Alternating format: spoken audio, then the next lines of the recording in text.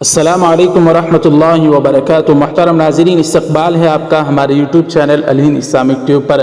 C B آئی کی خصوصی عدالت نے 6 دسمبر سن 1992 کو بابری مسجد شہید کرنے والے تمام ملزمین کو باعزت بری کر دیا، جس پر رد عمل ظاہر کرتے ہوئے صدر جمعیت علماء ہند مولانا سید ارشد مدنی نے کہا کہ دن کی روشنی میں بابری مسجد کو شہید کیا گیا۔ دنیا نے دیکھا کہ کن لوگوں نے اللہ کے گھر کی بے حرمتی کی اور زمین بوس کر دیا۔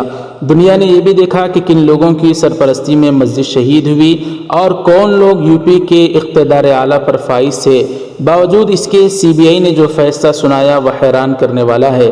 صدر جمعیت علماء ہند مولانا مدنی نے کہا کہ 9 نومبر 2019 کو سپریم کورٹ کی 5 رکنی آئینی بینچ نے بابری مسجد رام جنم بھومی حق ملکیت پر اپنا فیصلہ سناتے ہوئے یہ اعتراف کیا تھا کہ بابری مسجد کی تعمیر کسی مندر کو توڑ کر نہیں کی گئی تھی، چنانچہ بابری مسجد کے اندر مورتی رکھنے اور پھر اسے توڑنے کو مجرمانہ عمل قرار دیا تھا، اور یہ بھی کہا تھا کہ جن لوگوں کی شے پر یہ کام انجام دیا گیا وہ بھی مجرم ہیں۔ پھر سوال یہ ہے کہ جب بابری مسجد شہید کی گئی اور شہید کرنے والے مجرم ہیں تو پھر سی بی آئی کی نظر میں سب بے گناہ کیسے ہو گئے؟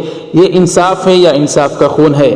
جی ہاں ناظرین، مولانا ارشد مدنی نے مزید کہا کہ مسجد کن لوگوں کی سرپرستی میں توڑی گئی اور جنہوں نے مسجد کے توڑنے کو اپنی سیاست اور اقتدار کی بلندی کا سبب سمجھا تھا وہ باعزت بری کر دیے گئے، اگرچہ کہ وہ لوگ بی جے پی کے دور اقتدار میں ہی سیاسی اعتبار سے بے حیثیت اور بے نام و نشان ہو گئے، جو کہ اللہ کی بے آواز لاٹھی کی ایک مار ہے۔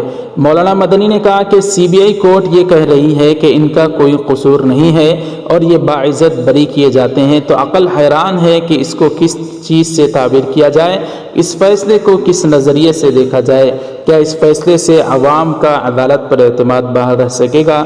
تو ناظرین اکرام، سی بی آئی عدالت نے جس طرح سے بابری مسجد کے تمام ملزمین کو بری کر دیا، اس پر جو مولانا ارشد مدنی صاحب نے بیان جاری کیا ہے، اس سارے معاملے پر آپ کی کیا رائے ہے ہمیں ضرور کمنٹ کر کے بتائیں۔ ناظرین، اس ویڈیو کو لائک کر کے خوب شیئر کریں، چینل الہند اسلامک ٹیوب کو بھی سبسکرائب فرما کر بیل آئیکن پر کلک کر کے آل پر کلک کر دیں۔ جزاک اللہ، السلام علیکم ورحمۃ اللہ وبرکاتہ۔